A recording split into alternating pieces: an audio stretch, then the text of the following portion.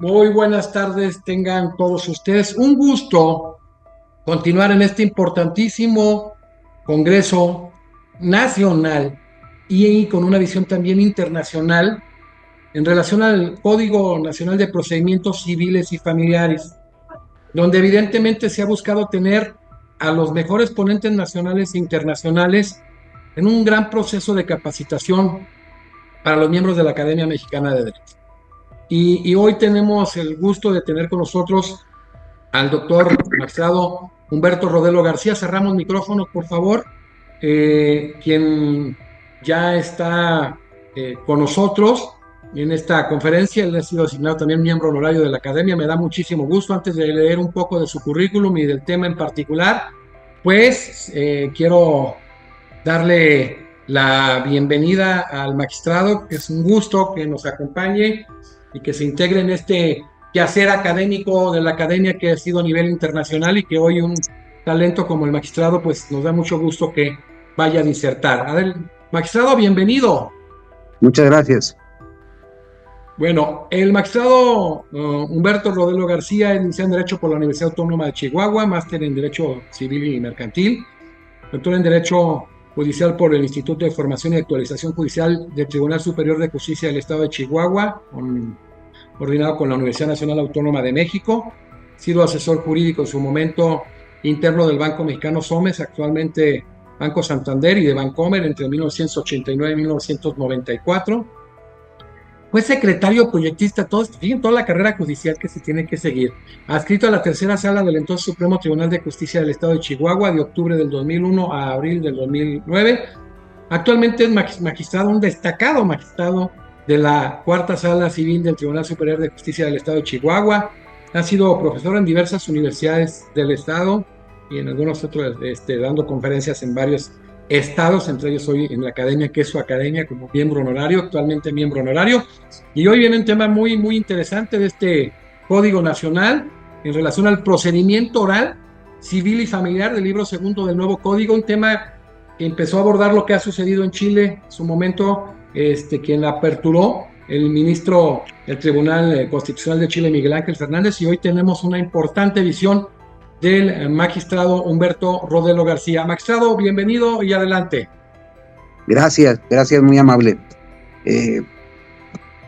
Muy buenas tardes a todas, a todos. Es para mí un privilegio, un gran honor estar al frente de este foro y participando en este Congreso Nacional e Internacional.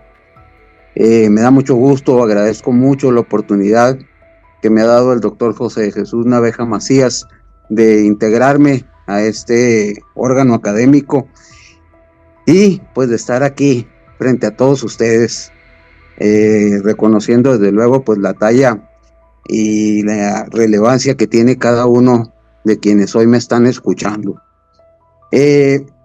Nos tocó abordar el tema del libro segundo del Código Nacional de Procedimientos Civiles y Familiares. Para hacer un poquito de historia, un pequeño preámbulo, para no abusar del tiempo, nosotros aquí en el estado de Chihuahua, para quienes nos ven desde otros países, pues el estado de Chihuahua es una de las 32 entidades federativas de la República Mexicana, situada al norte del país, y que tiene la particularidad de que hace frontera con los Estados Unidos de Norteamérica. Aquí en el estado de Chihuahua, la oralidad ya no es una novedad en ninguna de las materias que se litigan en el estado. Empezamos con una reforma en materia penal allá en el año 2006 y pues posteriormente cuando llega la oralidad, primero en materia mercantil, después en materia civil, pues más o menos en el año 2015 nosotros implementamos de manera local la oralidad aquí en el estado de Chihuahua. Al entrar al análisis del Código Nacional de Procedimientos Civiles y Familiares, que es un instrumento que pretende unificar la litigación oral en todo el país, pues lo primero que nos encontramos es lo que para nosotros significa un pequeño retroceso. En el año 2015, cuando se promulga un nuevo Código de Procedimientos Civiles para el Estado de Chihuahua, pues paralelamente también se promulga un Código de Procedimientos en materia familiar, que igual incorporó la oralidad a la litigación familiar. Digo que es un pequeño retroceso, no en detrimento de este cuerpo legislativo, sino por el hecho de que nosotros aquí en el estado de Chihuahua ya habíamos separado las dos materias. Es decir, dejamos un código de procedimientos civiles con todas las reglas, con todas las normas que rigen a un procedimiento civil, el principio dispositivo, el estricto derecho, todas esos rigorismos que caracterizan a un procedimiento de naturaleza civil. Y, por otro lado, se creó un código de procedimientos familiares donde ya se incorporaba una forma de llevar los asuntos familiares pues de una manera más flexible, de una manera más encaminada a que el juez tuviera las herramientas para pues de alguna manera bajarle poquito a la cuestión dispositiva y pues transitar hacia un método inquisitivo en el que el juez puede intervenir directamente, recabando pruebas, mandando perfeccionar pruebas y otras cuestiones que tiene que ver pues con la naturaleza que tienen los procedimientos familiares, especialmente cuando se trata de grupos vulnerables. Así hemos transitado en el estado desde el 2015 hasta la fecha. Tenemos jueces de oralidad civil y jueces de oralidad familiar, y más recientemente pues una subespecialización en el caso de los jueces civiles para que haya jueces orales civiles y jueces orales mercantiles. No solo cambió el esquema legal, no solo cambió el cuerpo normativo, también cambió la forma de llevar a cabo los juicios civiles y los juicios familiares. Para llegar a este punto, pues nos dimos a la tarea de ir a ver otros sistemas, otros tribunales de distintas entidades federativas que ya para entonces también habían incorporado la oralidad, y así fue como básicamente nuestro sistema oral civil pues lo tomamos el que se había implementado en el estado de Guanajuato, y que para entonces también tenía ya pues cierta experiencia, iniciaron antes que nosotros.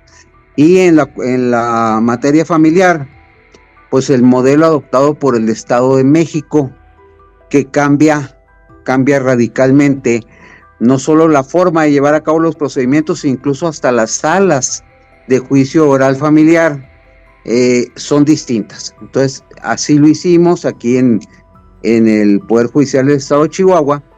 Pues están las salas de juicio oral de los juzgados civiles con el sistema de estrados que todos conocemos, y está el sistema implementado para la justicia familiar, que cambia el estrado, la situación del juez en un punto de supremacía frente a las partes, por sentar a las partes, al juez, a su secretario, a sus representantes legales, en su caso a los psicólogos y a quienes vayan a participar en la audiencia en una mesa donde se encuentran en el mismo plano. Esto pensando en que por la naturaleza de la materia familiar, pues era más propicio para generar confianza en los justiciables. Y bien, esa es la historia de dónde nos encontramos actualmente en el estado de Chihuahua. Y entonces, al entrar al análisis del Código Nacional de Procedimientos Civiles y Familiares, pues nos encontramos con que de nueva cuenta se incorpora aquí la materia familiar. Si bien es cierto, hay un capítulo específico para las particularidades o peculiaridades que tiene el procedimiento familiar frente al procedimiento civil, pues nos encontramos de nuevo con un solo cuerpo legislativo.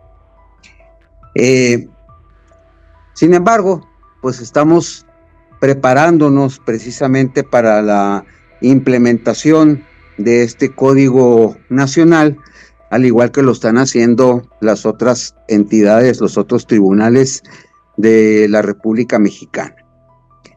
Ya entrando de lleno al análisis del código, pues igual encontramos así ciertos detalles que muchos de ellos abonan a una mejor impartición de la justicia en materia civil, le dan herramientas al juez para el esclarecimiento de la verdad y le dan facultades más amplias que las que se contemplaban en nuestro Código Procesal.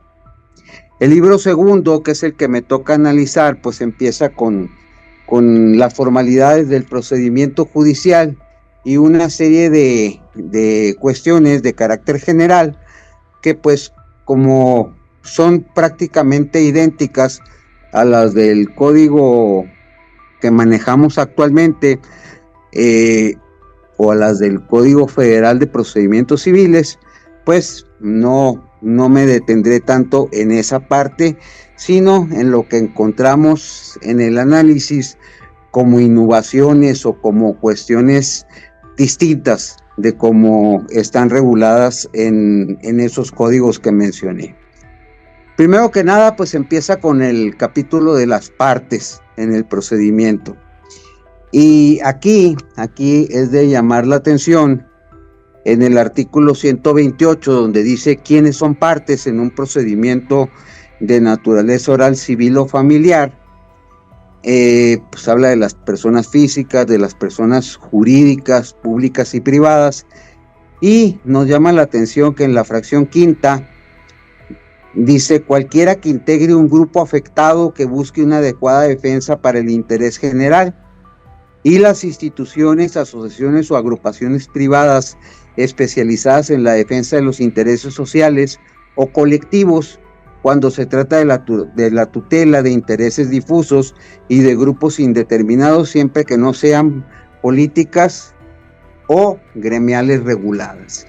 Entonces encontramos la apertura a que puedan constituirse como parte civil grupos de la sociedad civil, grupos que de alguna manera estén más o menos organizados, que tengan un interés legítimo, porque aquí el tema pues es precisamente que deba haber un interés, o sea, que no sea cualquier grupo que pueda constituirse en parte, sino que de alguna manera pues le acrediten al juez que esa agrupación tiene un interés legítimo en el proceso de que se trate. Esa es pues una de las cuestiones que encontramos relevante en este primer capítulo. La otra particularidad que encontramos en este primer capítulo es que se regula por primera vez, cuando menos en mi experiencia personal, las audiencias con el juez. O sea, pues estábamos acostumbrados a la famosa litigada de oreja, que acercármele al juez y pedir hablar con él para, pues de alguna manera, independientemente de lo que conste en autos, pues ir a tratar de convencerlo de mi postura procesal, ir a tener una plática directa y personal con el funcionario. Aquí en el artículo 134, pues ya lo está regulando de manera muy precisa, muy puntual, cuando dice que pues cuando se quiera tener una entrevista con el juez fuera de una audiencia, pues que debemos pedirlo primero que nada por escrito, y que en ese caso el juez tendrá que emitir un mandamiento judicial, un acuerdo, en el que me señale una fecha en que me va a recibir. Pero además, esa citación para que el juez me reciba y y poder hablar con él, va a ser con citación de la contraria. O sea, estamos privilegiando el principio de la igualdad procesal de las partes, pues para que si yo quiero hablar con el juez, pues también mi contraparte tenga la oportunidad de estar presente y de, pues, tener la intervención que él estime necesaria. Entonces, esta nueva figura, te digo, yo en lo particular no la había visto de esta manera, así regulada como un derecho procesal. O sea, pedirle al juez que me reciba, ahora debe mediar un acuerdo, en ese acuerdo me va a decir una fecha y una hora en que me va a recibir y con citación de la parte contraria. Entonces esto creo que pues de alguna manera abona a tener salvaguardado ese principio del equilibrio procesal. Bien, avanzamos hacia el capítulo segundo, que se refiere a las actuaciones judiciales, y pues aquí encontramos que básicamente la regulación pues no es muy distinta de la que actualmente tenemos en nuestro Código de Procedimientos Civiles, salvo algunas cuestiones que me llaman la atención, como es el establecimiento o la posibilidad más bien de establecer un procedimiento convencional, siempre y cuando no se menoscaben las oportunidades procesales que da el código, o sea, que tenga las mismas oportunidades, cuando menos, pero permitiendo que las partes regulen algunas cuestiones como serían los términos, como serían la forma en que se va a desahogar el procedimiento. Esto pues lo hemos visto en la materia mercantil, donde también se privilegia el procedimiento convencional, y pues ahora se incorpora aquí en el Código Nacional. Nosotros no lo teníamos expresamente regulado en nuestro código, y pues creo que da también otro viso de flexibilidad en el proceso. O sea, quitar un poquito la rigidez de que tenga que ser el proceso que establece el Código Nacional, y dar la oportunidad de que las partes generen su propio proceso. Creo que es un avance, ya la práctica nos dirá si sí o si no. Bien, de ahí pues pasamos con una serie de cuestiones que no varían mucho respecto de nuestra legislación, y pues yo me fui hasta el artículo 165, porque ahí regula la figura de la nulidad de actuaciones. Primero que nada, pues se establece que la nulidad pues tiene que ser planteada inmediatamente después de que se suscita el hecho que se tilda de nulo. Esto para evitar una cuestión de convalidación, y hace la mención expresa de que si la persona que fue notificada en un juicio por cualquier otro medio se hace sabedora de eso que se les notificó, pues también se considerará como una forma de convalidación de esa notificación. Eso para evitar las nulidades como artificio, como forma de tratar de dilatar el procedimiento. Y que en las audiencias las nulidades que se susciten se tienen que hacer valer ahí mismo dentro de la audiencia, y que ahí mismo el juez debe proveer como director que es del proceso, si se requiere que se desahoguen pruebas, si darle la oportunidad a la parte contraria para que dé respuesta, y determinar, o sea, resolver ahí mismo en la audiencia sobre la cuestión de nulidad. O sea, privilegiando el principio de concentración, pues nos está diciendo que las nulidades que se planteen en las audiencias deban resolverse precisamente en las audiencias, que no se posponga ni se traslade a un momento posterior el planteamiento de las nulidades. Por otro lado, en el artículo 176 nos habla de los términos supletorios, que es cuando la ley, en este caso el Código Nacional, no prevé el término en que deba realizarse un acto. Nosotros aquí en el Código Local teníamos el término genérico de 3 días. O sea, para todo lo que no se señale un término en este código, se tendrá por señalado el de 3 días. 3 días es a veces demasiado poco y a veces demasiado extenso, según para qué lo quiero. Siguiendo un poco el modelo del Código de Comercio, pues ahora el artículo 176 nos señala varios términos supletorios y nos dice que en los casos en que no se señale término por parte del código, pues se tendrá por establecido el de 9 días para interponer el recurso de apelación contra la sentencia definitiva, 5 días para apelar de sentencia interlocutoria o auto, 3 días para la celebración de juntas, reconocimiento de firmas, exhibición de documentos y 3 días para todos los demás casos.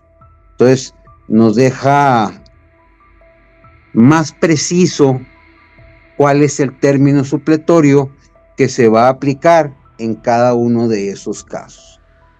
Hasta ahí el análisis respecto del capítulo de las actuaciones judiciales. Después entramos al capítulo 4 que se refiere a las costas. En el caso de las costas, pues ahí el artículo 182, aunque empieza diciendo que las costas se van a regir conforme al principio de temeridad o mala fe, pues en la enumeración que se hace, dice, siempre serán condenados la persona que ninguna prueba rinda para justificar su acción o su excepción. Efectivamente, es el principio de temeridad o de mala fe. La segunda fracción habla de que la persona que presente instrumentos o documentos falsos, testigos falsos, aleccionados, sobornados, etc. Igual, principio de temeridad o de mala fe. Pero la fracción tercera nos dice, la persona que fuere condenada en los juicios ejecutivos, hipotecarios, en los interdictos de retener y recuperar la posesión, y la que intente alguno de estos juicios y no obtuviere sentencia favorable, que es vencimiento puro. Aquí no nos dice, es que tiene que haber usado documentos falsos, tiene que haber llevado testigos sobornados, no.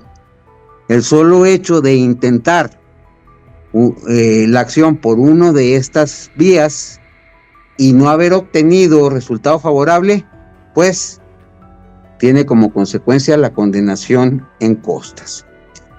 Y por último, pues la condenación en segunda instancia, que mantiene el criterio de que siempre serán condenados quienes obtengan 2 sentencias conformes en su parte resolutiva. Eso en cuanto a lo que se refiere al capítulo de las costas. El siguiente capítulo 5, es el relativo a los incidentes.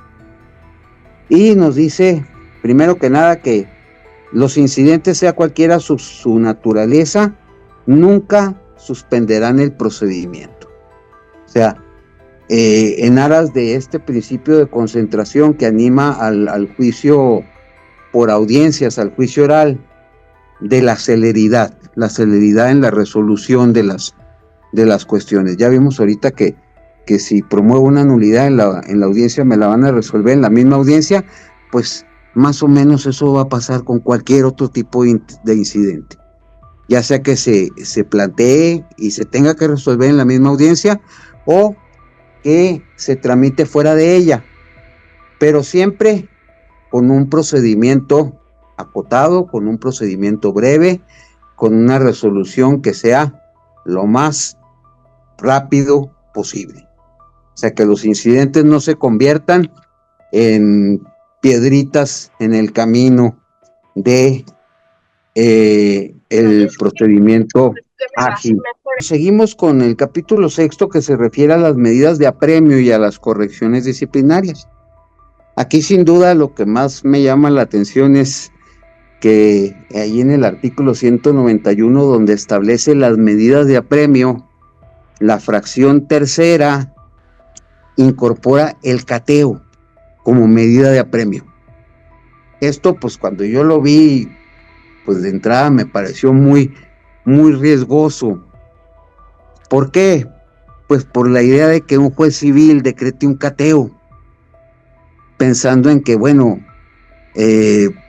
como medida de apremio, o sea, voy a catear un domicilio, voy a entrar a un domicilio, ¿a qué?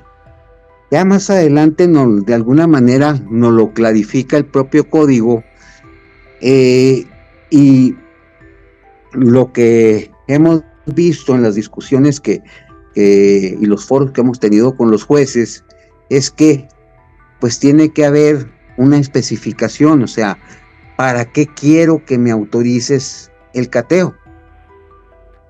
Y supone efectivamente el allanamiento de un domicilio, pero en busca de algo o de alguien. Es para allanar un poco lo complicado que a veces se torna localizar una persona o un objeto de prueba. Entonces le da al juez civil esta posibilidad de, mediante una orden escrita, ordenar el cateo de un domicilio para cualquiera de estos eventos que estoy comentando. Entonces, eso sí, las otras medidas de apremio, pues estamos familiarizados con ellas, pero pues el cateo sí para nosotros es una cuestión novedosa, que desde luego esperamos que nuestros jueces, nuestros aplicadores de la ley, pues lo manejen de una manera muy prudente, para no ir a cometer excesos. Más adelante, ya en el capítulo del emplazamiento y las notificaciones, vemos que el artículo 195, cuando menos comparado con la legislación de aquí del estado de Chihuahua, nos resuelve un problema ancestral. Cuando dice, el emplazamiento deberá hacerse en el domicilio que señale la parte actora, precisamente en donde vive, trabaja o habite la parte a emplazar. Sigue siendo, porque aún no entra, no se implementa el Código Nacional. Un verdadero calvario ir a buscar a la persona en el lugar en el que vive, dice la legislación local, y luego cerciorarse de que ahí vive. O sea, se trata de notificar a una persona en el lugar en el que se le notifique. Lo importante es las formalidades que debe revestir esa notificación.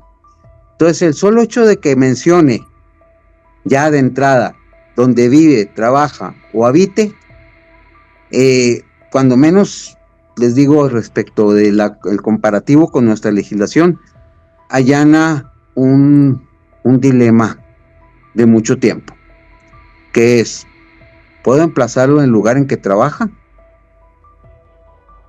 ¿Puedo emplazarlo en el lugar en el que se encuentre? Bueno, pues ya nos da un empujoncito para que sea más efectivo la búsqueda, porque el problema es la búsqueda de los demandados.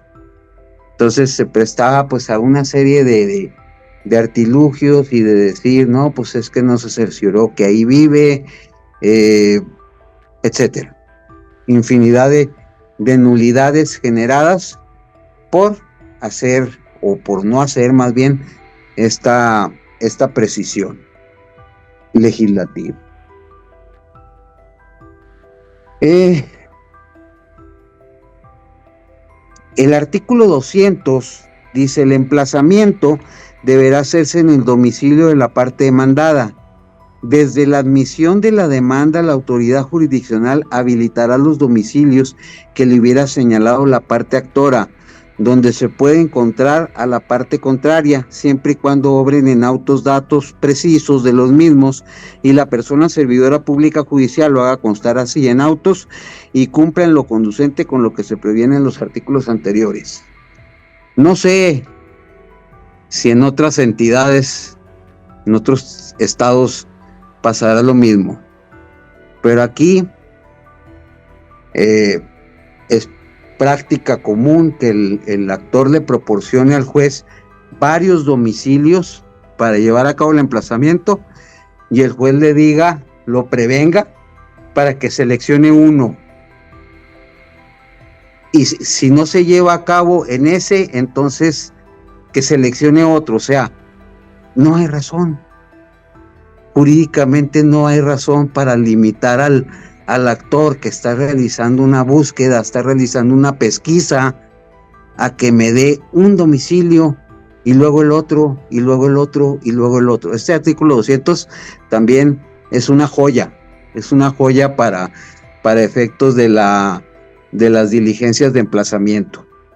O sea, si yo le señalo varios domicilios al juez, me tendrá que autorizar esos domicilios y yo podré ir con el actuario, con el diligenciario a cada uno de ellos, siempre y cuando en el momento en que me digan, no, pues es que aquí sí vive, o lo encuentre, cumpla con todas las formalidades que debe revestir el emplazamiento, pero ya sin esa limitante de tener que ir así como deshojando la margarita, ¿no? Como yendo a los domicilios uno por uno, a ver cuándo por fin lo encuentro, cuándo por fin logro llevar a cabo el emplazamiento. En el capítulo de los términos judiciales, primero que nada, en el artículo 228 se hace una precisión respecto a los términos comunes. Dice, los términos comunes empezarán a contar desde el día siguiente a aquel en que todas las personas que conformen el posible litisconsorcio pasivo o todas las partes que hayan quedado notificadas. Esto también deja, de alguna manera define una situación que se dejaba mucho a la interpretación. O sea, si yo tengo un litisconsorcio donde tengo que tener emplazados a todos los demandados para poder seguir adelante con el proceso, o sea, no puedo tener a uno y luego llevar a la siguiente etapa procesal a ese uno si no están emplazados los otros.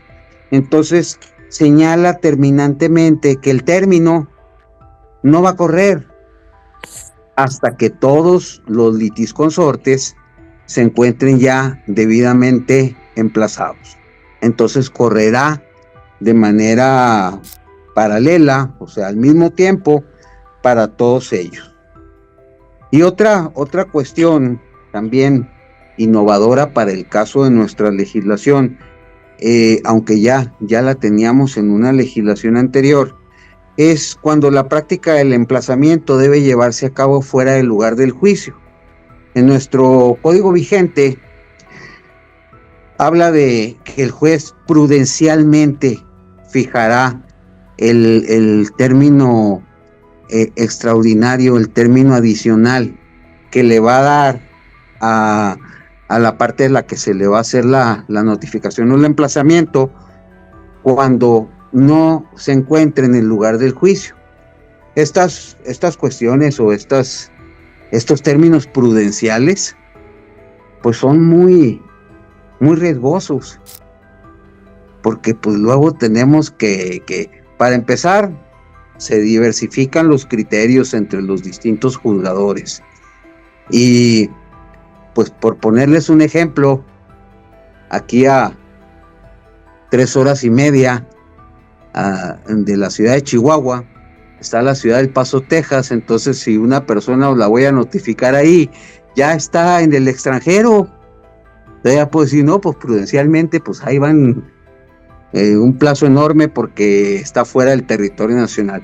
El artículo 200 no lo perdón, 232, nos lo esclarece y nos establece una tablita. Dice: se debe fijar un término en el que se aumente el señalado por la ley un día más por cada 200 kilómetros o fracción que exceda de la mitad, como se hacía hace algún tiempo en los códigos procesales. O sea, en relación a la distancia física. Ya no dejar abierto eso de que no, de acuerdo con las comunicaciones y bla, bla, bla. Y dice: si la parte demandada reside en el extranjero, se ampliará el término del emplazamiento por el lapso que se considere necesario, atendidas las distancias y la mayor o menor dificultad de las comunicaciones. Pero ya tenemos un parámetro. Ya cuando menos hay una forma en que los jueces puedan determinar cuántos días más le van a conceder a la persona que haya de ser notificada o emplazada. Y luego, otro tema también que llama mucho la atención es el de la caducidad de la instancia. El Código Nacional de Procedimientos Civiles y Familiares ahora sí que no se anduvo por las ramas. Nos dice: los asuntos en primera instancia van a caducar si transcurridos 40 días hábiles contados a partir de la notificación de la última determinación judicial no hubiere promoción, que tienda a impulsar el procedimiento de cualquiera de las partes. 40 días. O sea, nos está diciendo el código, a las de ya, miren, así se va a ir esto en caducidad de la instancia. Nosotros aquí en el estado teníamos 120 días hábiles como el Código de Comercio. Y pues ahora sí que nos están mandando decir que pues hay que moverle a los asuntos. Para la segunda instancia establece el término de 30 días, nosotros teníamos 60. Entonces, 40 días para la primera instancia. Ya ha habido voces que han dicho: es que es un término brevísimo. O sea, 40 días se me pasan en lo que ando viendo cómo está el asunto, o si lo cambian de abogado, pues en lo que apenas me estoy enterando cómo está la cuestión y ya me lo caducaron. Pero pues así es el espíritu del Código Nacional de Procedimientos Civiles, es: los juicios orales son rápidos, sumarios, lo más pronto que se pueda. Y después pues nos habla de la suspensión del término de caducidad por fuerza mayor, en caso en que sea necesario esperar la resolución por parte de otra autoridad. Y una que me llama la atención es cuando la autoridad jurisdiccional tenga conocimiento de que las partes están participando en un procedimiento alternativo de solución de conflictos.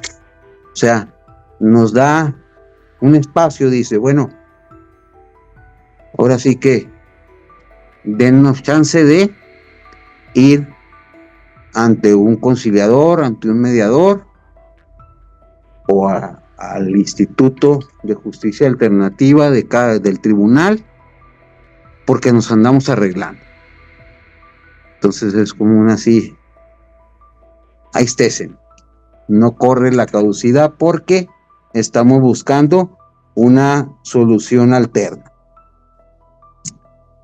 Bien, eso es por lo que se refiere a este capítulo.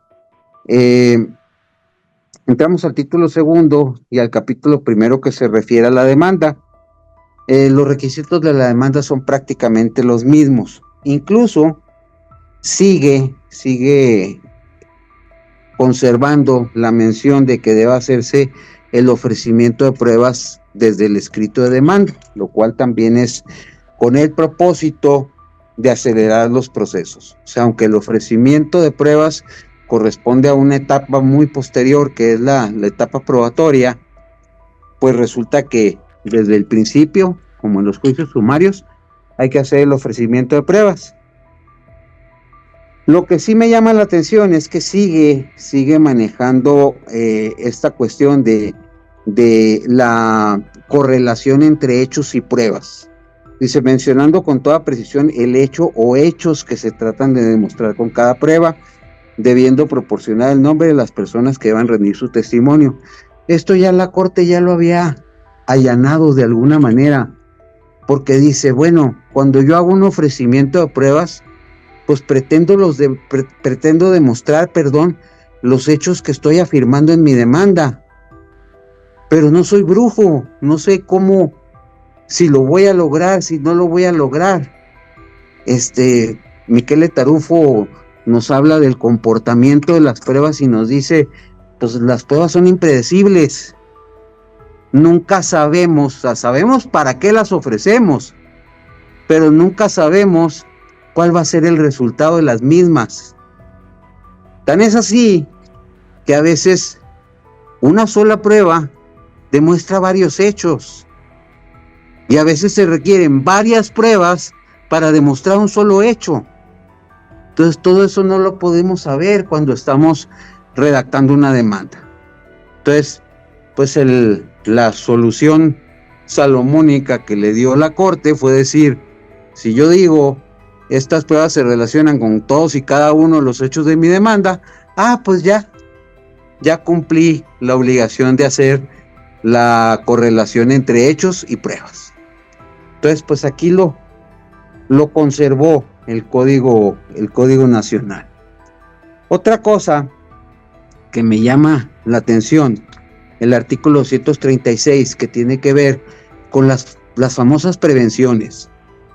Dice, si la demanda fuera oscura o irregular o no cumpliera con alguno de los requisitos del artículo anterior, por una sola ocasión se señalará con toda precisión en qué consisten los defectos de la misma, en el proveído que al efecto se dicte y publique en el medio de comunicación judicial, para que en el término de 3 días contados a partir del día siguiente, aquel en que se surte efecto la notificación, se desahogue en tiempo y forma. Esta pues es la prevención que siempre ha existido. Aquí también tener muy preciso por la cuestión pues las tesis que ha emitido la Corte en relación con el control liminar, que las prevenciones son para aclarar hechos. Entonces de repente nuestros jueces les da por hacer unas prevenciones que parecen verdaderas trampas mortales, o sea, de aquí no te vas a salir, te voy a desechar la demanda porque no vas a poder cumplir con la prevención. Pero el Código Nacional no solamente establece de manera muy puntual en qué consiste la prevención y que el juez le debe decir a la parte qué es lo que considera que es oscuro o irregular. Una precisión, una aclaración que me parece muy interesante. Dice, la autoridad jurisdiccional debe hacer una nueva y exhaustiva revisión de la demanda y si en esta encuentra que los requisitos que omitió están satisfechos o que no son realmente indispensables para los fines que les asigna la ley o la naturaleza del proceso, debe rectificar y admitir la demanda sin estar vinculado ineludiblemente a su propia prevención. Aunque el demandante no haya presentado ningún escrito encaminado a cumplir con lo pedido o el presentado se considere insuficiente. O sea, le dice a nuestros jueces, si hiciste la prevención, haz una segunda revisión. No se trata nada más de decir, sí cumpliste, no cumpliste. Vuelve a analizarlo para ver si reconsideras que no, que por los propios datos de la demanda es claro lo que tú estás considerando oscuro. Y lo está imponiendo como una obligación procesal. Dice, incluso aun cuando lo que resuelvas vaya en contra de tu propia prevención. O sea, aun cuando digas, no, pues es que mi prevención estuvo de más. O sea, tienes la obligación de volver a revisar el escrito de demanda y volver a pronunciarte sobre lo que tú mismo estableciste que parecía oscuro o irregular. Y al final, pues establece que la cuestión de la vía, pues, en caso de que se promueva la acción o una petición en una vía incorrecta, la autoridad jurisdiccional la reencauzará a la que sea procedente, proveyendo sobre las medidas cautelares o provisionales solicitadas. O sea, dice, de la vía no prevengas, mejor reencausa. Todo encaminado a la celeridad del proceso, o sea, tener menos garlitos, menos obstáculos para que el proceso avance. Bien, espero no estarlos cansando mucho. De ahí nos vamos a la contestación de la demanda, que básicamente debe reunir los mismos requisitos que la demanda misma, y en el artículo 250 nos dice que ante la imposibilidad de exhibir documentales físicas o electrónicas por causa justificada, la autoridad jurisdiccional desde la admisión de la demanda, contestación o desahogo de la vista de excepciones, auxiliará al oferente girando las órdenes correspondientes para que sean remitidas a más tardar en la audiencia preliminar con los apercibimientos de las medidas de apremio. Aquí esto lo señalé por una cuestión que a lo mejor es muy particular de nuestra legislación local. En nuestra legislación local decía que el juez, de estimar lo necesario, giraría los oficios necesarios para apoyar a la parte oferente de la prueba. Eso es una aberración. O sea, si el juez admitió la prueba, pues cómo después va a decir, no, pues sí te la admití, pero no te voy a dar los oficios porque no lo considero necesario. Pues sería también como una trampa. O sea, sería decirle a la parte, ok, a ver cómo le haces, pero ve y consigue esos documentos que ya me manifestaste que no puedes recabar, que no te los dan. El artículo 252 dice, una vez publicado el auto que señala la fecha para la celebración de la audiencia preliminar y hasta el dictado de la sentencia definitiva, las promociones de las partes que se encuentren relacionadas con el procedimiento deberán formularse oralmente al inicio de la audiencia respectiva. Las peticiones que no impulsen el procedimiento serán valer antes del cierre de la audiencia. Cualquier promoción o petición que se presente por escrito en dichas etapas serán devueltas al interesado sin necesidad de acuerdo. Estamos privilegiando la oralidad. Aquí el Código Nacional dice, si estamos en audiencia, no hay promociones escritas. Las que hayas presentado, pues te las voy a proveer, pero de manera oral. Y si las que sean de mero trámite, las voy a dejar al último. Porque lo importante es las etapas de la audiencia preliminar, desahogar la parte oral. Entonces, esto también abona a la celeridad, del proceso. Bien, llegamos al capítulo de las pruebas en general.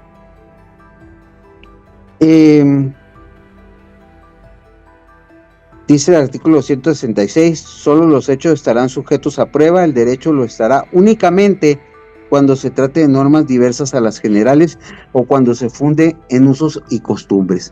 Aquí me llama la atención porque no teníamos una disposición como esta. Ya sabemos que desde hace años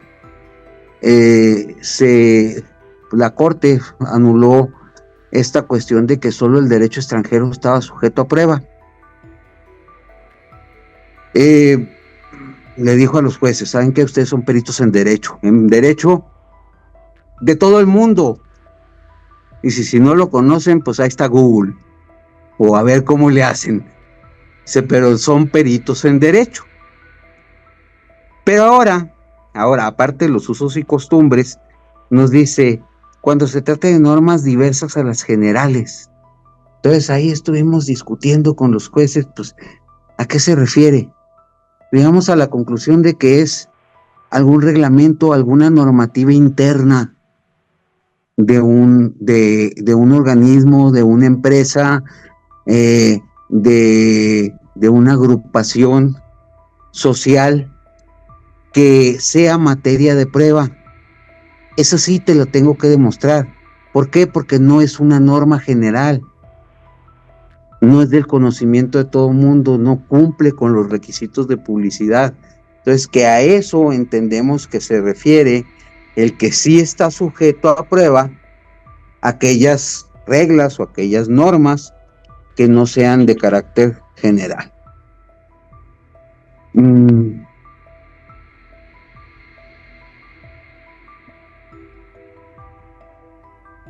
El artículo 268. Aquí sí, pues estamos como que un poquito sacados de onda. Todos los juzgadores de primera y segunda instancia, dice: la autoridad jurisdiccional debe recibir las pruebas que le presenten las partes, siempre que estén permitidas por la ley y se refieran a los puntos cuestionados, reglas de admisibilidad. Si las partes estiman que las resoluciones judiciales que admitan o desechen pruebas les causan agravio, lo harán valer en la apelación contra la sentencia definitiva. O sea, los autos denegatorios de prueba ya no se van a tramitar en apelación que suspenda el procedimiento. No, van a ser hasta la apelación que en su caso se promueva contra la sentencia definitiva. Pero aquí viene la parte más interesante, dice: y la autoridad jurisdiccional de segunda instancia deberá resolver con plenitud de jurisdicción y sin reenvío. Eso nos tiene así como que un poquito, pues estamos implementando, porque pues no teníamos el antecedente, no teníamos un estatuto que previera que la segunda instancia reciba pruebas. Y yo pues así, entre muchas cuestiones que me he planteado, es: ¿qué pasa con la inmediación? O sea, vamos a partir la inmediación, porque estamos hablando de que se refiere al rechazo de una o de algunas pruebas, no de todas. Entonces, la plenitud de jurisdicción no sería respecto de todas las pruebas que el juez analizó y que el juez presenció su recepción, su desahogo, que es una de las cuestiones que más énfasis le pone el Código Nacional, sino que otra instancia, otro juzgador, va a recabar una prueba. Entonces, va a tener otra visión, va a haber otra inmediación distinta a la del juez. Y luego, los titulares de las salas de apelación vamos a resolver con la prueba que recibimos nosotros y el caudal probatorio que analizó el juez y que lo valoró en su momento. Entonces, pues ahora sí que no lo entiendo. O sea, no entiendo bien el espíritu de la norma. Celeridad, probablemente, o sea, pues no se lo reenvíes, recíbela tú. Pero ¿qué pasa con el análisis de la prueba?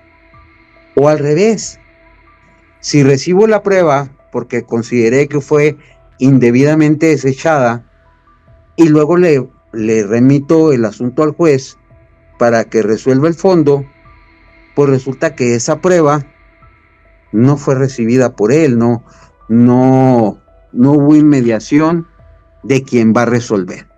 Entonces creo que ahí sí se queda un huequito, pues un espacio en el que no comprendo el espíritu del legislador. Supongo que es esa cuestión de la celeridad.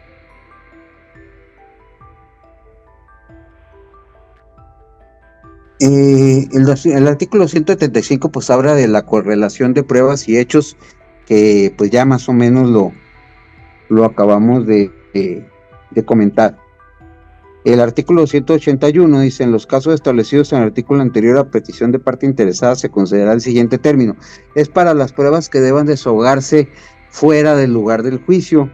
Y al igual de lo que comentamos ahorita del término adicional para los emplazamientos, pues aquí nos dice que se agregará un mes si el lugar está comprendido dentro del territorio nacional, 2 meses si lo está en Estados Unidos de América o Canadá, 3 meses si está comprendido en Centroamérica y el Caribe, y 6 meses si estuviera en Europa, la América del Sur, y 7 meses cuando esté en cualquier otra parte.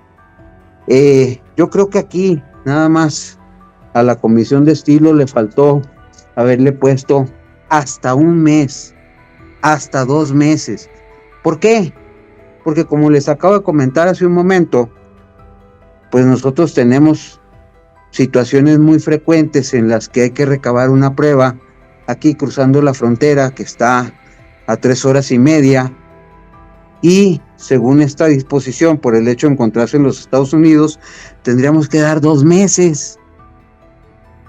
Si dijera hasta 2 meses, pues le dejaría al juez esa prudencialidad de decir, bueno, sí, me da hasta 2 meses, pero pues la prueba la voy a recabar en El Paso, Texas, o sea, no necesito 2 meses para hacer eso. Sería la observación que haría yo en ese caso. En la sección segunda, pues viene ahora sí que la cereza del pastel en materia probatoria del Código Nacional de Procedimientos Civiles. Nos quitaron la famosa confesional por posiciones. Desde que se modificó el Código de Comercio, ya venía la tendencia esta de ir sustituyendo la acartonada prueba confesional de que diga la parte si es cierto como lo es, por un interrogatorio más directo, más abierto. Pues aquí de plano nos traen una figura totalmente novedosa: la declaración de parte propia y contraria.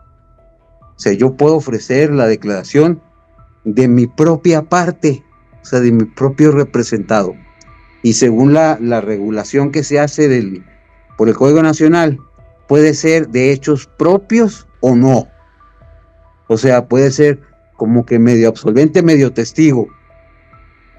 Y no habla de que sean hechos que le perjudiquen, que era una de las características que tenía o que tiene la prueba confesional, que nada más hace prueba plena si se trata de hechos que le perjudiquen. Entonces, es un modelo distinto, es un modelo al que nos vamos a tener que acostumbrar, en el que las partes declaran, no absuelven. Declaran en un interrogatorio que, si es de parte propia, se los hace su propio representante, y después la parte contraria.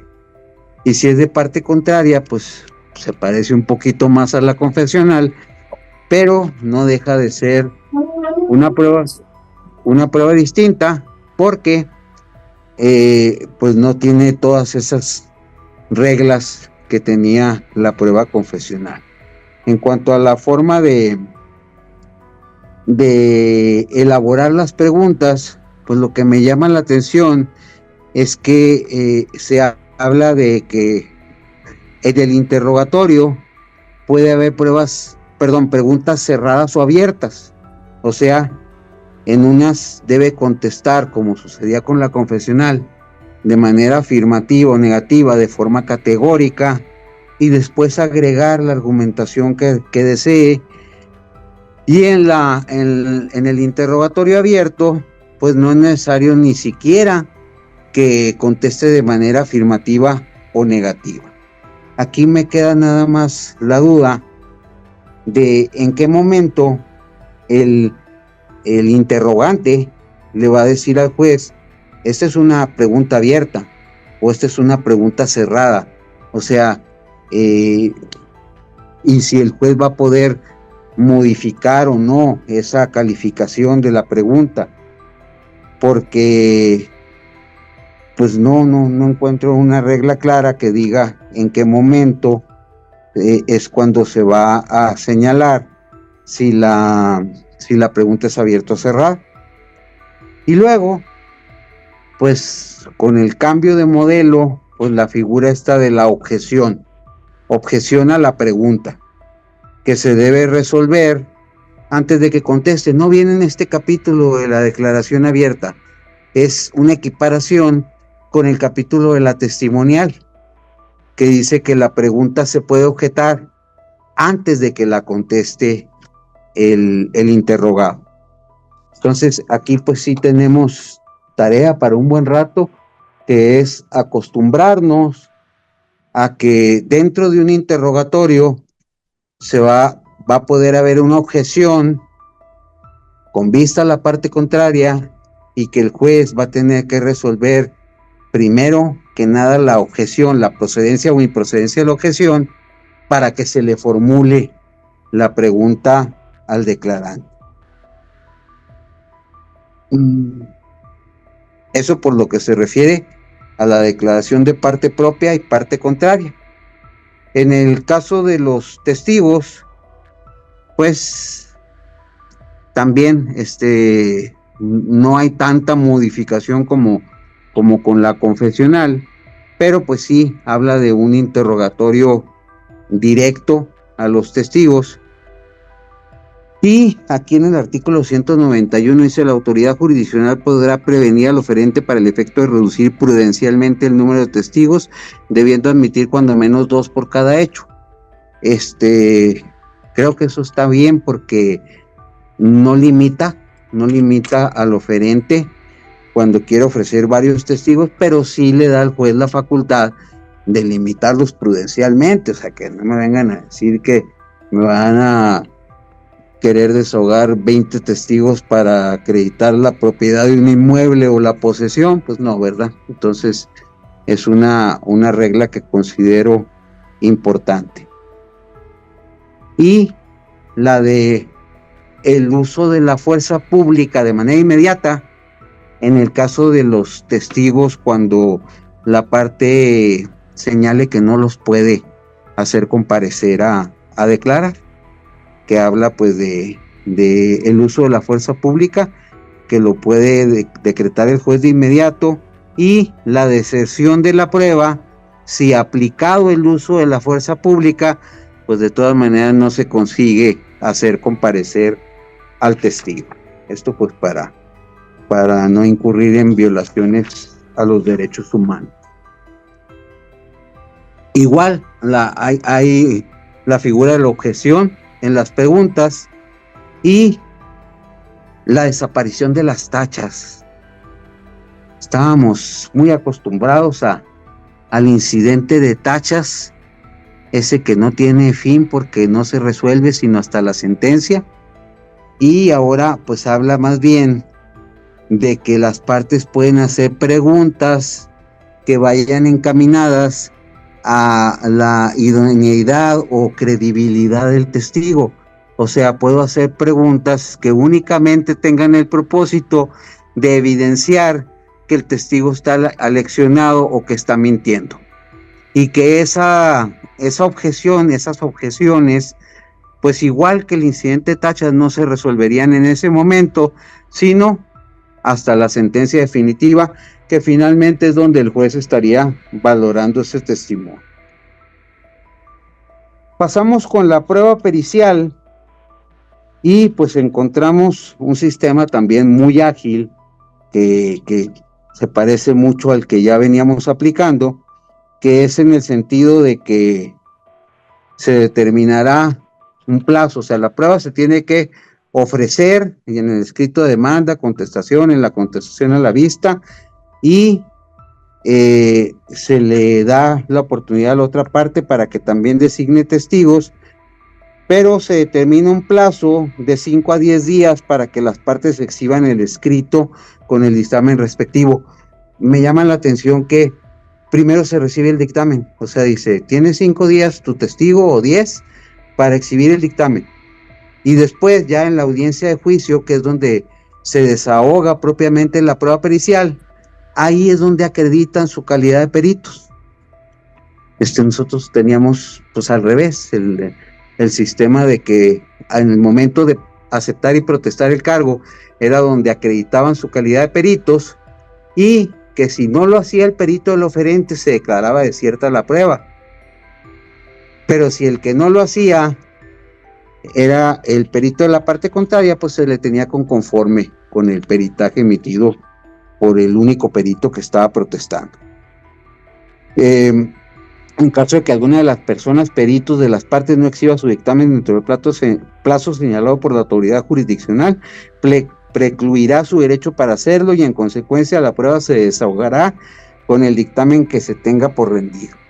Se mantiene la fórmula de que, conforme a estas reglas y la que viene más adelante, que es la de la posibilidad de nombrar un perito tercero en discordia, pues la prueba pericial puede llegar a desahogarse válidamente con 1, con 2 o con 3 dictámenes, según la fórmula o el comportamiento que tenga la prueba en cuanto a su desahogo. Y luego habla en el artículo 302, que no está, por ejemplo, en nuestra legislación no está regulado, sobre la posibilidad de sustituir al perito. Dice, si lo hago antes de la audiencia preliminar, cuando todavía no me es admitida la prueba, pues es válido, es factible. Y si las causas acontecen después, pues lo único que va a pasar es que no le voy a ampliar el término. Te voy a aceptar la sustitución de perito, pero va a tener que rendir su dictamen en el plazo que le reste al perito que originalmente habías nombrado. Y, como les comentaba, pues la posibilidad de rendir un perito, de señalar un perito tercero en discordia, y el caso en que tuviera que diferirse la audiencia, pues para darle la oportunidad al perito tercero en discordia de que rinda su dictamen con la misma oportunidad que pudieron hacerlo los peritos de las partes. Me voy hasta la prueba de inspección judicial. Les comento que aquí en nuestra legislación la prueba de inspección judicial se desahoga en el lapso de 10 a 40 días entre la audiencia preliminar y la audiencia de juicio. O sea, es la única prueba que no se desahoga en la audiencia de juicio. El Código Nacional establece que sí debe ser desahogada dentro de la audiencia de juicio. Ya voy a terminar. Dice, el reconocimiento de inspección judicial es el acto contingente y momentáneo en el que la autoridad jurisdiccional, a través de sus sentidos, da fe de aspectos reales o cuestiones materiales para crear convicción respecto de los hechos en materia de litigio. Esto lo subrayé porque a veces los códigos se ponen muy doctrinarios y no me había tocado un código que definiera también el espíritu de la prueba de reconocimiento o inspección judicial. Lo otro que me llama la atención es la autoridad. En la artículo 333, fracción tercera, donde dice, las partes, peritos o testigos podrán estar presentes en la inspección judicial, dejando razón de su asistencia. La autoridad jurisdiccional deberá estar presente sin poder delegar su presencia con el personal necesario para el desarrollo de la audiencia. En caso contrario, resultará nula la diligencia de pleno derecho. No sé si a ustedes les pase, me imagino que sí, pero los jueces buscan 1001 formas de no ir a las inspecciones, y esto también atenta contra el principio de inmediación. Cuando no lo pudieron encontrar en el Código de Procedimiento, fueron y lo localizaron en una disposición de la Ley Orgánica del Poder Judicial del Estado, que les permite delegar la práctica de actuaciones cuando las labores del juzgado así lo ameriten. Y ya con eso ya no van a las inspecciones. Yo creo que es muy importante que los jueces estén en las inspecciones, precisamente porque es una prueba directa que alcanza la categoría de prueba plena. ¿Por qué? Pues porque el juez está viendo lo que se le está planteando, está presenciando, está percibiendo a través de sus sentidos, que es el espíritu de la prueba, como lo acabamos de leer hace un momento. Entonces creo que que este sí es un gran avance para que ya no haya pretexto alguno para que tengan que ir a las diligencias de inspección judicial.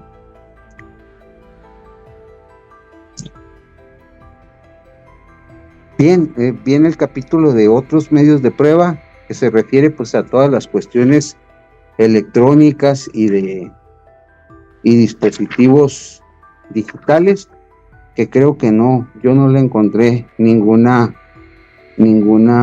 observación especial, salvo el artículo 136, que dice: si alguna de las partes estima que la reproducción de estos medios puede atentar contra la intimidad de las personas o poner en riesgo información reservada, confidencial o secretos industriales, lo expresará la autoridad jurisdiccional, quien calificará tal solicitud, y de considerarla fundada se recibirá en audiencia privada, dejando constancia de ello en el acta mínima que al efecto se levante. O sea, la posibilidad de que un medio electrónico se desahogue de manera privada por estas cuestiones que acabamos de mencionar. En la valoración de las pruebas, dice: artículo 343, las autoridades jurisdiccionales apreciarán la prueba según su libre convicción, extraída de la totalidad del debate y la instrumentación de actuaciones. Lo harán de manera libre, lógica y basada en la experiencia. En la resolución judicial respectiva siempre expondrán la motivación racional de las pruebas, desahogadas tanto en lo individual como en su conjunto, salvo que se haya desestimado, indicando las razones que se tuvieron para hacerlo. Creo que rompe el tradicional y muy ancestral esquema de las pruebas tasadas, semitasadas y libres, y privilegia la sana crítica del juez. O sea, le da todo el valor que debe tener el ejercicio valorativo, valga la redundancia, que realizan los jueces respecto de las pruebas, y desde luego sujetándolo a que sean vastos en cuanto a su motivación, a expresar las causas, las razones inmediatas, las circunstancias especiales que tuvieron para darle un determinado valor a tal o cual prueba. Con esto estaría concluyendo mi participación, no sin antes agradecer de nueva cuenta la invitación y la confianza depositada en mi persona, y pues ahora le concedo el uso de la voz, doctor Naveja, para que usted muchas gracias, mi nos diga qué hacer. Excelente exposición, muy dinámica, muy precisa sobre temas torales, y esto que decía usted, que parece un retroceso, estados como Chihuahua, como Sinaloa, que tienen su código de familia, su código familiar, se analiza la esencia del procedimiento, que el manejo dispositivo, inquisitivo, que son diferentes, que bueno, y bueno, esto que también había anunciado usted, el tema de los derechos difusos colectivos individuales homogéneos, y ahora que maneja Tarufo, tan interesante, ¿no? Que está buscando la desaparición de la carga de la prueba, mucho tema de la dinámica, ¿no? La prueba dinámica, pero bueno, vienen preguntas porque se generaron muchas inquietudes, todo el mundo muy contento, muchísimas opiniones en ese sentido, aparte del gran conocimiento de la pedagogía. Y bueno, iniciamos con maestro Rogelio Corral Valdés, vicepresidente nacional, él es de Puebla. Adelante, Rogelio. Magistrado, muy buenas tardes, gracias, presidente. Buenas tardes. Solamente aquí en el estado de Puebla, entiendo que ustedes están mucho más avanzados en Chihuahua. No era necesario poner el correo electrónico en las demandas.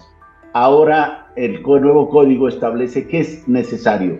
Aquí en Puebla era, si una de las partes establecía su correo, teníamos que ser las dos partes forzosamente. ¿Y eso qué nos hacía o qué nos hace todavía hasta la fecha? Que normalmente los demandados no lo proporcionan y no les pueden notificar por vía correo. Creo que salvo su mejor opinión, es algo muy bueno, magistrado, la cuestión que tanto en la demanda como contestación, forzosamente, ya es forzoso el código, la dirección de correo electrónico. Es todo, magistrado. Muchas gracias. Gracias, Rogelio. Sí, aquí en el estado nuestra Dirección de Tecnologías de la Información está trabajando a marchas forzadas, porque para ellos sí es un reto. Nosotros, pues, dentro del avance que les he mencionado, pues no hemos llegado a ese estatus de la notificación vía correo electrónico porque pues nos ha faltado cerrar la pinza, o sea, tener los elementos para la seguridad jurídica de que la notificación efectivamente se fue recibida por quien tenía que haberla recibido. Entonces no hemos podido terminar pues ese tema. Excelente. Quiero comentarles, ahorita que estamos el magistrado Rodelo de Chihuahua, ¿no? Porque se presenta, acabo de hablar hace unos minutos con Daniel González, quien es miembro de la academia, que fue ministro de la Corte Suprema de Costa Rica. Me decía, bueno, los estados que más le apostaron a todo este tema de la oralidad y en el sistema acusatorio fueron Nuevo León, Chihuahua y Oaxaca. Y en el tema de las nuevas tecnologías, cuando la academia empezó a generar todo este trabajo a nivel internacional, el tema de las nuevas tecnologías, Guanajuato y Nuevo León. Entonces, qué bueno que está magistrado y que sí, para esto se gestación de un verdadero derecho de acceso a la justicia, de este principio fundamental, el derecho de doble fuente, pues se necesita la normativa que sea la adecuada, formación de operadores, las políticas públicas y el dinero, el presupuesto. Así es de que no nada más por decreto, perdonando la expresión, pero bueno, gracias, mi querido maestro Rogelio. La magistrada Hortensia Castellano Chávez, vicepresidenta nacional, ella es de Oaxaca, fue presidenta de la Sala Constitucional, de lo mejor que hay también. Adelante, magistrada. Doctor, muchísimas gracias, magistrado, muy buenas tardes. Antes que nada, quiero ofrecer una disculpa por tener cámara apagada, pues estoy saliendo de un problema asmático severo. Y así falta a las conferencias. Y la verdad, aquí estoy. Me llama mucho la atención en el sentido de que en este tema se dice que cuando una de las partes quiere hablar con el juez, le dice que no, que tiene que ir con la otra parte y se hace un acuerdo para señalar fecha para que vayan las dos partes. En materia penal es así también. Si no va una de las partes, no se recibe, tienen que ir las dos partes, pero aquí no se hace ningún acuerdo, no hay ninguna cita, está abierto para cuando las partes quieran entrar. Uh-huh. Es todo, magistrado. Gracias, magistrada. Gracias, pues sí, de alguna manera pues va a ser, a ver en la práctica cómo se da, cómo se suscita, porque aparte pues está la cuestión esta de que pues los litigantes pues se acercaban a hablar con el juez pues para tener una conversación privada, y esto pues el código ahora sí ya lo está regulando, ¿verdad? Pues no va a tener que ser siempre con vista a la parte contraria. Perfecto, gracias, magistrado. Pero aquí pregunta Claudia Laveja, en el tema de cómo se llama la figura ahora de autorizado representante y en qué parte se regula para el representante de las partes en el nuevo código. Está ahí al principio vimos el artículo 128. Uh-huh. Ahí vienen quiénes serían los representantes en cada uno de los casos que ahí se enumeran. Lo que no contempla es precisamente esta figura del autorizado, que venía a ser una especie de mandato judicial simplificado. ¿Por qué? Pues porque ya ni siquiera teníamos que darle la formalidad de un mandato, sino de una simple autorización en un escrito. Entonces, cuando menos aquí en el estado sí ha sido muy práctico, muy recurrida la forma de la autorización judicial. Perfecto, gracias, magistrado. El maestro Froilán León, del capítulo Michoacán. Adelante, Froilán. Gracias, buenas tardes a todos. Buenas tardes. Integrantes de la academia, al doctor Laveja por hacer posible este tipo de eventos. Magistrado, muchísimas gracias, excelente disertación. Gracias a ustedes. 2, 3 preguntas, procurando ser un poco breve y muy conciso para dar espacio a los otros compañeros. ¿Qué recurso prevé el código en el supuesto caso que en una demanda el juez no se pronuncie en alguna propuesta o en alguna petición, ya sea demanda o promoción? Primera pregunta. Segunda pregunta, ¿qué recursos, y hablando de recursos, prevé el código para alguna inconformidad de alguna de las partes? Y una tercera pregunta, muy interesante, yo creo que para todos, viéndonos un poco a la materia penal, que es lo que nos estamos dedicando más últimamente, por las funciones que aquí desempeñamos. Basta únicamente el abogado que patrocina el asunto de alguna de las partes sea licenciado en Derecho, o debe tener una especialización ya en el tema de la oralidad en materia familiar y civil. Son 3 preguntas, muchísimas gracias. Gracias. Sí. Respecto de la primera, el auto que admite la demanda no admite recurso alguno. Si el juez omitió pronunciarse respecto de alguna prestación o que yo le hice en mi demanda, pues lo correcto o lo práctico sería insistirle en que no tomó en cuenta esa prevención para que me dicte un auto, ya sea donde él mismo regularice su auto admisorio o donde me diga que no, y ese auto sí sería apelable, en el que me expresamente me negara una prestación. La segunda pregunta, si no mal recuerdo, era respecto de no, ahora sí que me perdí, me fui directamente con la otra cuestión de la representación. Eran los recursos, ¿no? ¿Qué recursos se admiten? Quiero decir, ¿qué recursos se regulan? Básicamente en lo que se refiere a las cuestiones procesales, va a ser seguir siendo el recurso de apelación ordinaria. Lo que se suprime técnicamente es la revocación y amplía el esquema de las resoluciones que son apelables, pues por esta cuestión de que se ha considerado que las resoluciones que eran objeto de revocación, pues era como darles una categoría menor, ¿no? Pues esto que lo resuelve el mismo juez. Realmente la revocación, pues en sí mismo es contradictoria, porque pues como un recurso me lo va a resolver el mismo funcionario que me dictó la resolución. Siempre tiene que ser una instancia revisora, en este caso una sala de apelación. Y en la última pregunta que me hacía, si se requiere alguna especialización, hasta ahorita no hay una norma que obligue a los litigantes en la materia familiar a que tengan una especialización. O sea, el solo título de licenciado en Derecho pues me permite litigar tanto la materia civil como la familiar.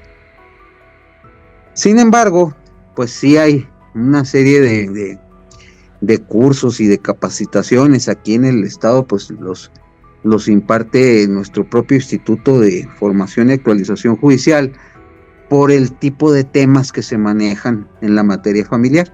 Entonces sí, pues siempre va a ser preferible, pues si es un asunto de naturaleza familiar, pues ver a un especialista en la materia, aunque no esté regulado como tal, o sea, aunque no haya una obligatoriedad de que tenga esa especialización. Claro, excelente. Sí, el mismo derecho de defensa, excelente. Nuestro vicepresidente nacional, Adrián de la Rosa Escalante, de Baja California Sur. Adelante, Adrián. Gracias, presidente. Muchas felicidades por su excelente exposición, Humberto Rodelo.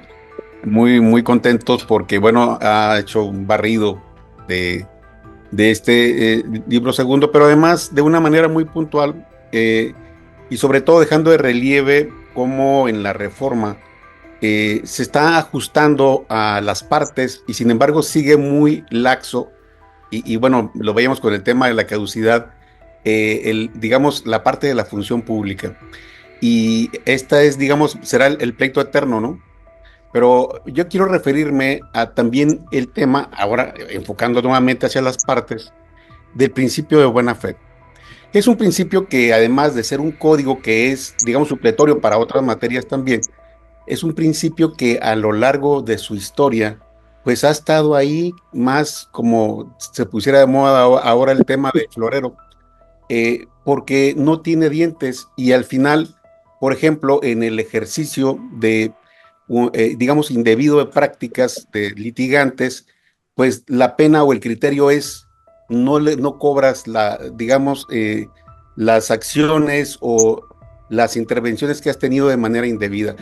Pero eso no quita que lo vuelva a hacer en otros procesos y venimos arrastrando, digamos, a lo largo de la historia estas malas prácticas al grado tal que al proceso le hemos tenido que llamar ahora debido proceso, entendiendo que el proceso realmente ha sido indebido.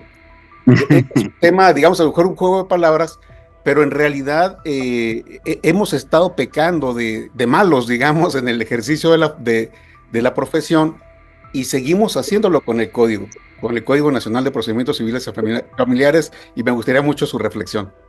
Gracias. Gracias a usted.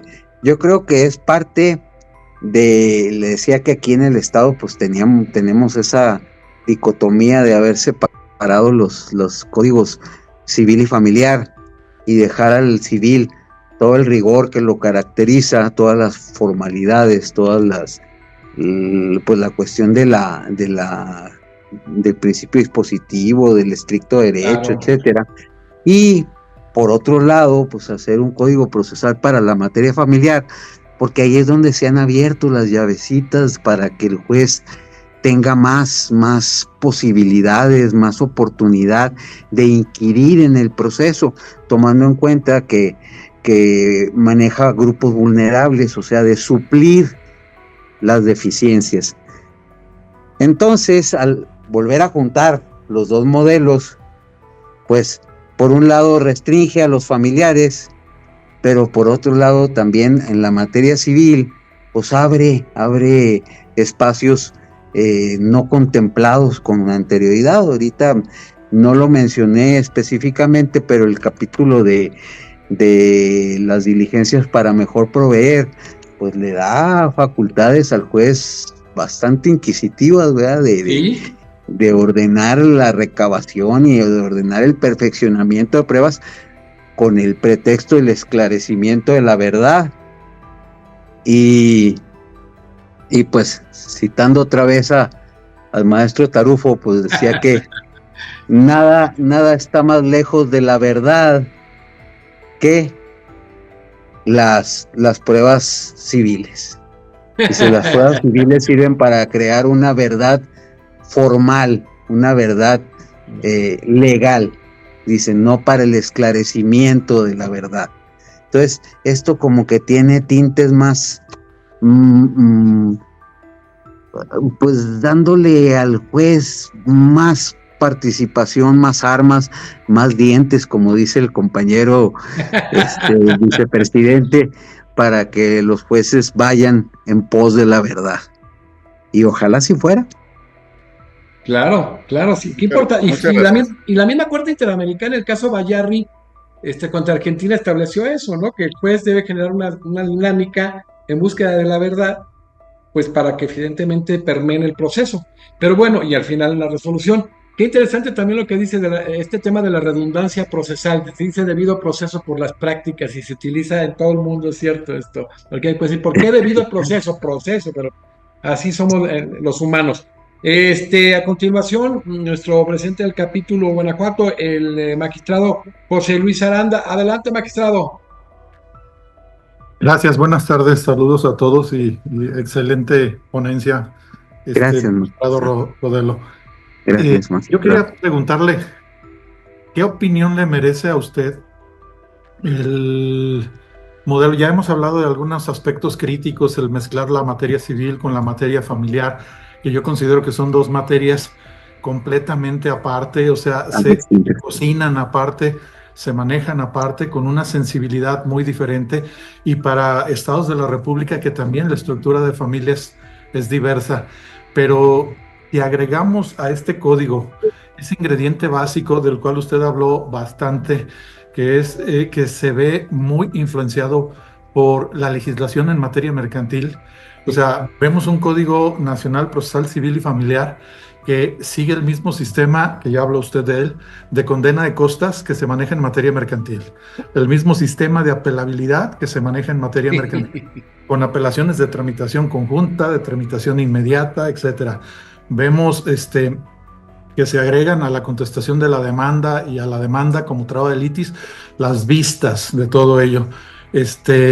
Un sistema de valoración de pruebas también muy similar y de manejo de pruebas muy similar a la materia mercantil.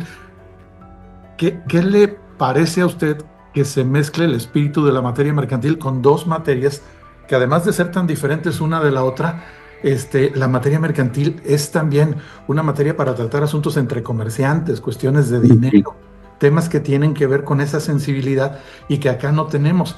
Y además, la opinión que quizás también a usted le merezca, esta situación que vino a complicar todo el trámite de la segunda instancia, porque creo que el modelo que se sigue utilizando o sigue permeando en el Código Nacional es un modelo como si se trabajara Ciudad de México, perdón para los que vivan allá, pero es un modelo muy Ciudad de México, donde se sigue contemplando salas colegiadas, que en muchos estados no tenemos salas colegiadas, somos salas unitarias, y donde se habla de que ya el magistrado va a tener que exponer su sentencia, el magistrado va a tener que explicar su sentencia, no va a haber reenvío, el magistrado va a tener que sacar adelante aquellas pruebas, y sobre todo se dice no va a haber reenvío cuando el magistrado revoque o modifique la resolución. Cuando la confirme, pues desde luego que no hay ningún problema. Pero, ¿qué opinión le merece todo esto? Yo creo que es parte de, quiero pensar que la intención fue buena, o sea, hacer un modelo único para las dos materias, civil y familiar. Sin embargo, pues lo comenté hace un momento, pues nos vuelve a ceñir una materia tan delicada como la familiar a los cánones de un procedimiento civil que parte primordialmente del principio de igualdad de las partes.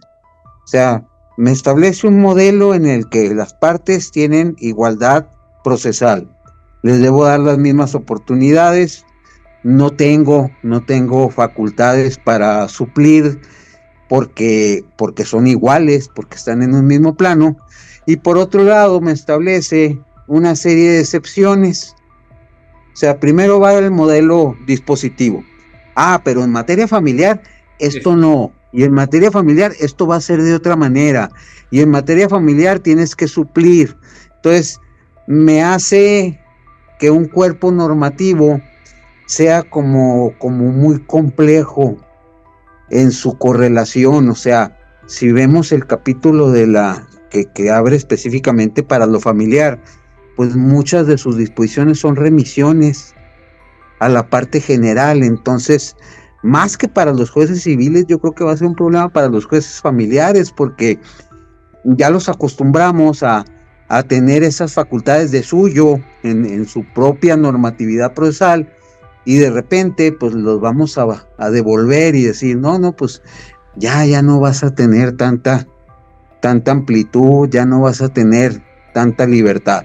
Ahora, si todavía a eso le agregamos que estamos tomando como modelo el Código de Comercio, pues es todavía más rígido y más estricto y más pensando en un sistema dispositivo.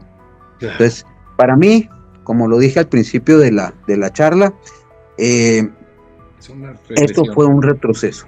Sí, esto fue un retroceso, y pues vamos a tener que transitar con ello, porque nuestros jueces familiares y nuestros jueces civiles pues ya aprendieron a hablar dos idiomas distintos, ya no se entienden entre ellos. Entonces ahora resulta que van a tener que volver a converger en muchos puntos. Entonces creo que sí, creo que es un retroceso que desafortunadamente al que más perjudica es precisamente al justiciable. Excelente, qué agradable diálogo, dos magistrados muy destacados que han estudiado muy profundamente los temas que estén en este espacio. Me da mucho agrado. Qué bueno, magistrado José Luis. Esto es bien interesante, igual cuando nos acompaña ahora el magistrado Rodelo en otras conversaciones, este intercambio que nos nutre y que verdaderamente está haciendo un gran proceso de especialización para los miembros de la academia. Vamos a cerrar porque ahora sí que mira, ya llevamos casi las 2 horas, excelente, y nadie se mueve.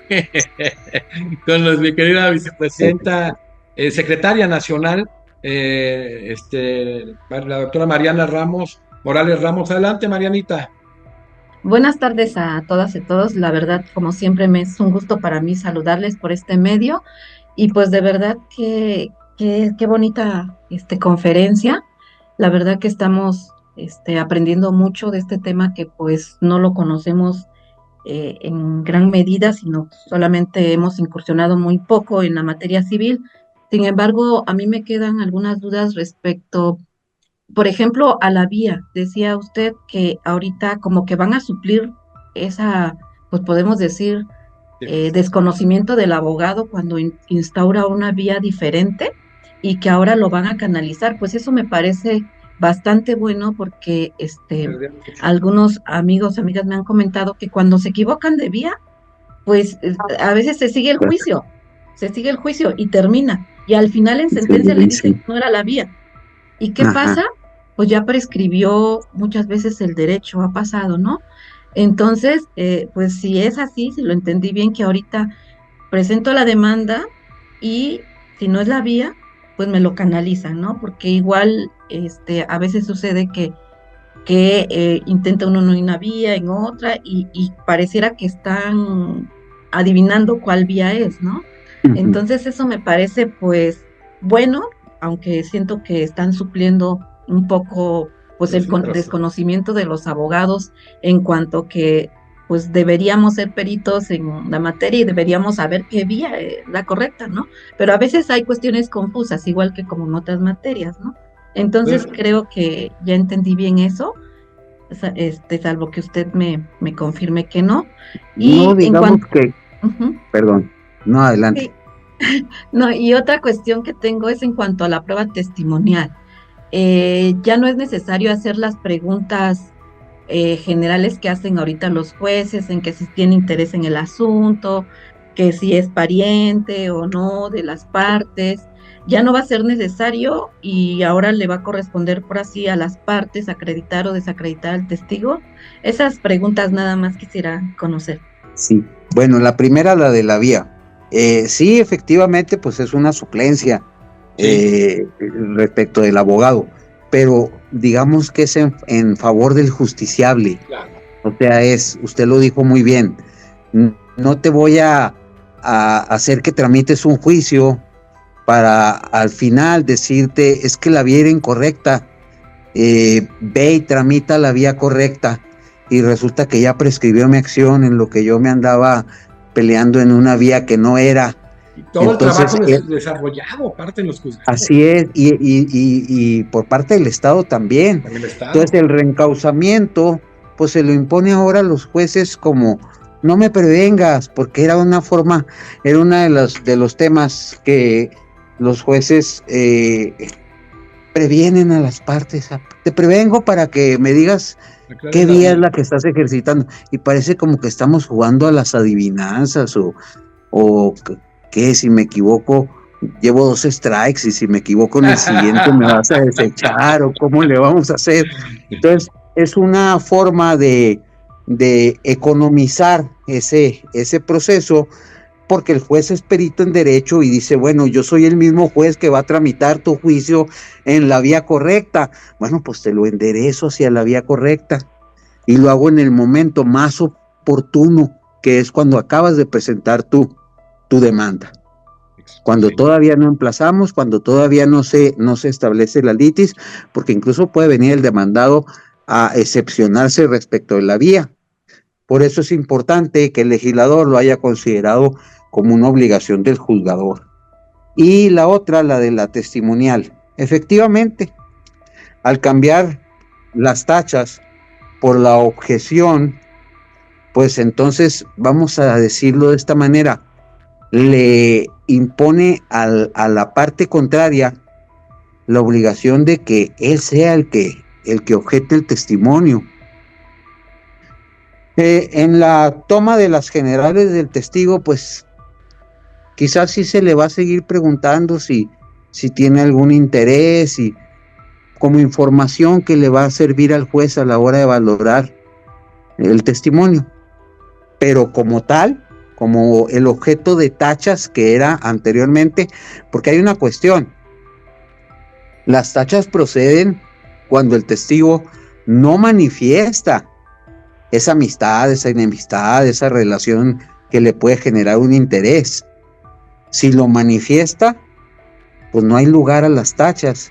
Entonces, aquí va a pasar lo mismo. O sea, si desde el principio el testigo dice, no, pues yo tengo una relación de parentesco con la persona que me ofreció como testigo, no pasa nada.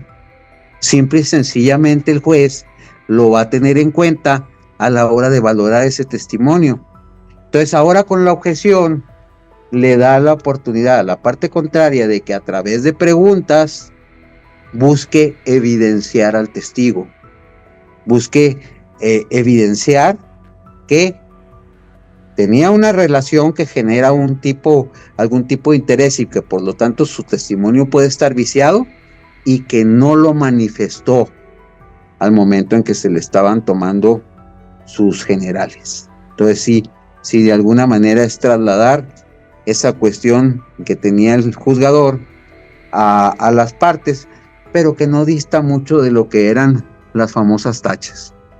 Excelente. Muy bien, gracias. Gracias. No, Pues al bueno, contrario. un sinnúmero de inquietudes, pero la verdad la gente muy contenta. Es un gusto tener juristas de realmente el grueso de los estados.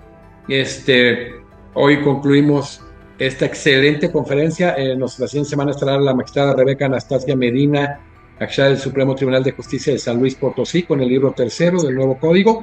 Pero hoy queremos darle las gracias, despedir al doctor magistrado Humberto Rodelo García en esta plática tan importante, tan interesante del procedimiento oral, civil y familiar, libro segundo del código, porque muchas entidades federativas todavía no permeaban la oralidad. Entonces, como decías, es tan heterogéneo, los procedimientos es tan diverso y en algunos lugares está adecuadamente separado la materia familiar con un código de familia, que vamos a tener que ver la manera en que pues se formen los operadores, porque si no esto va a conflictuar y de verdad en lugar de mejorar el acceso a la justicia, pues va a ser un gravísimo problema. Pero bueno, magistrado, muchísimas gracias por acompañarnos. No, gracias es un privilegio y pues vamos a seguir haciendo equipo para estos procesos de actualización y capacitación, donde lo primero que tiene que hacerse en una organización de esta naturaleza es estar en los más altos estándares de capacitación. Muchísimas gracias, magistrado Humberto Rodelo García.